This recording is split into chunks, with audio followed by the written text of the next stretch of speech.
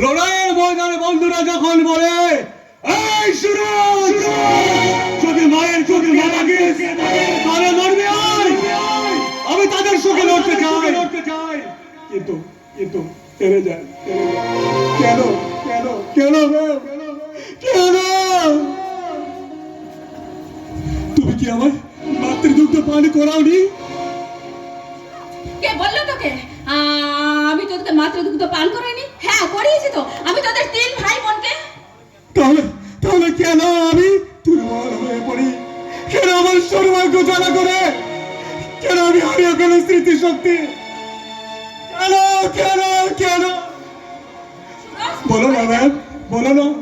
সকলের মায়ের মাতৃদুগ্ধে অমৃত থাকলেও তোমার বেলায় কি বিষ ছিল? নাকি নাকি আর 5 জনের মতো তুমি মানবী নও? তাহলে তুমি কে? মানবী ডাকিনি না রাক্ষসী?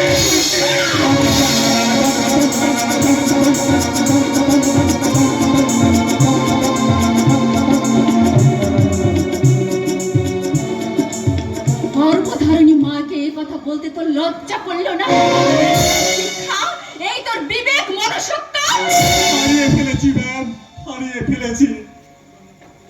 পূজনীয় মাতৃজাতির মাতৃহীনতার বিষাক্ত নজরে হারিয়ে গেছে আমার শিক্ষা, বিবেক, মনুষ্যত্ব। হারিয়ে গেছে নাকি কাহো প্রহসনে পড়ে তুই নিজেই একটা নাটক করে চলেছিস? সত্যি সত্যি ম্যাম, এই নাটক আমি বুঝতে পারছি না যে আমি মানব, দানব না ভগবান। না, আমি একটা শয়তান। শয়তান? শয়তানের বাবাও কিন্তু শয়তান হয় ড্যাড, মানুষ নয়। না, আমার ওরসে কখনো তোর মতো কুলাঙ্গার জন্মাতে পারে না। কি বলছো? রাগের মাথায় তুমি, তোমার কি মাথা ঠিক আছে? তুমি এসব কি হয়তো বলছো? সত্যি কথা নেই বলে ফেলেছি ম্যাম। সুরজ, এমনি সবাই তো মানুষ সত্য কথা বলে। আজ 1.5 আগে আমায় বলেছে জানো সুলতান,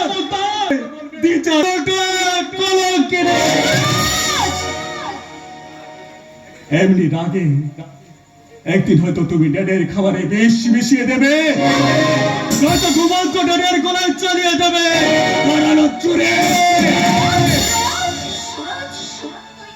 তুই কি বলছিস? রাগে কে কখন কি করে বসবে কিছুই বলা যায় না ড্যাড। আরে নারীকে বিশ্বাস করা মানে তো কাল নাগিরকে বিশ্বাস করার চেয়েও ডেঞ্জারাস। সুরজ, তুই বিশ্বাস কর বাবা। বিশ্বাস? আমি তোমার আত্মীয় পরিজন বন্ধু বান্ধব কাউকে বিশ্বাস করি না। আমার ডান হাত বাম হাতকে বিশ্বাস করে না, আমার দাঁত জিভকে বিশ্বাস করে না বলে মাঝে মাঝে কামড়ে দেয়। আর নারীকে বিশ্বাস লইব লইব।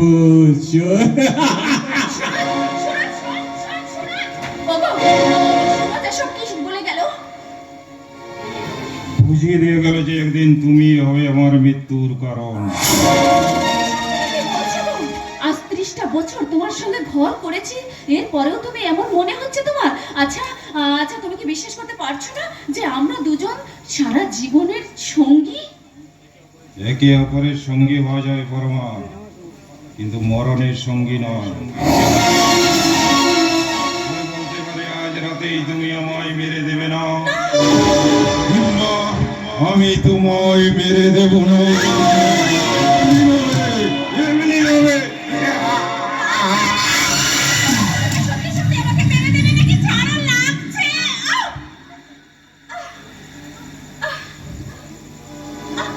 তাই কি কখনো হয় ডার্লিং?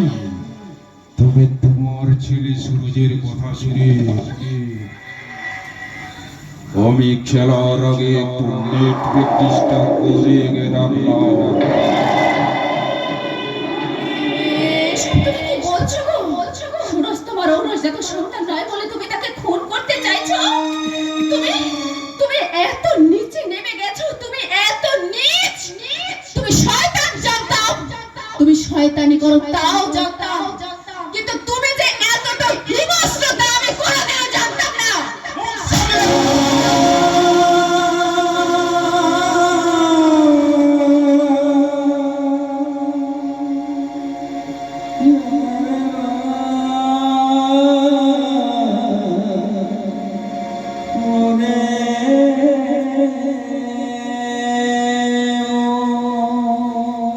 তুমি তুমি আমার গালে চড় মারলে? আজ তুমি এই কালনাগিনী গালে চড় মেরে এক নতুন খেলা সৃষ্টি করেছো।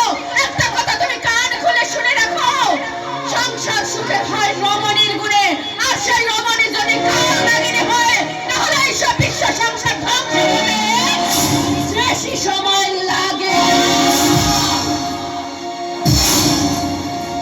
সেই উত্তর তো পুনঃ মুচুড়ে ধরতে আমি বুঝে দেবো শয়তানে। আমি পশুপতি, আর এই পশুপতি যদি নয় যায় না তাই তো আমি দাদাকে খুন করে তার স্থাবর অস্থাবর সমস্ত সম্পত্তি নিজের নামে লিখে নিয়ে তোকে তোকে কাম পরীক্ষা করে প্রয়োজন হলে তোকে ওই গভীর বইকে সরিয়ে দিয়ে গঙ্গা জলে হাত ধুয়ে ভাকার অক্সিজেন যেতে আমার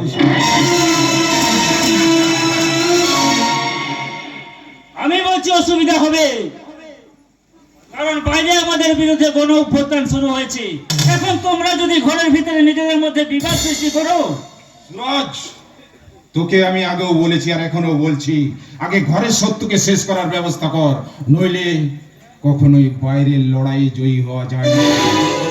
তাই যত তাড়াতাড়ি সম্ভব তুই আগে ঘরের শত্রুকে শেষ করার চেষ্টাটা কর।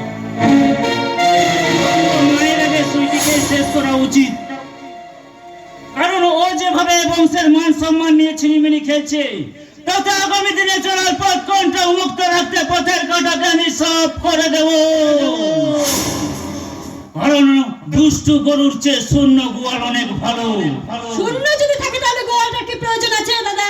এত যদি আমি আগুন লাগাচ্ছি মানে? না, আমি লাগিয়েছি শয়তানি মেয়ে, তোর জন্য সেদিন কালীতলা থেকে মার খেয়ে অপমানিত হয়ে ঘুরে আসতে বাধ্য হয়েছি। শোন দাদা, মানুষ অপমানিত হয় নিজের কর্মফলের জন্য, এর জন্য কেউ দায়ী নয়।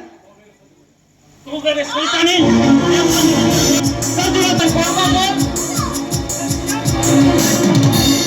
নিশ্চয় আপনি বা আমি নই।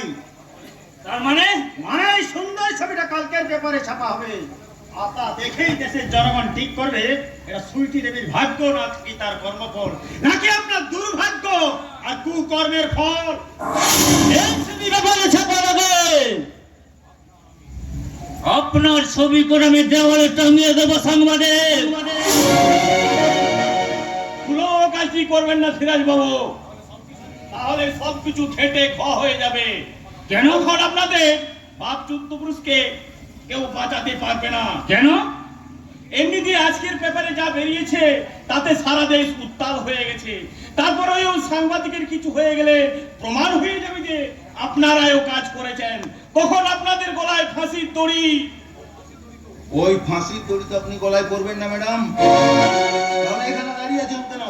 যান যান যান, ভিতরে যান। যাচ্ছি, আমি যাচ্ছি। আপনাদের ব্যাপার আপনারা বলুন, আমি তৃতীয় ব্যক্তি হয়ে কোনো লাভ নেই। তুই হঠাৎ সুইটিকে বাড়ি পাঠিয়ে দিলি কেন? ব্যাপারটা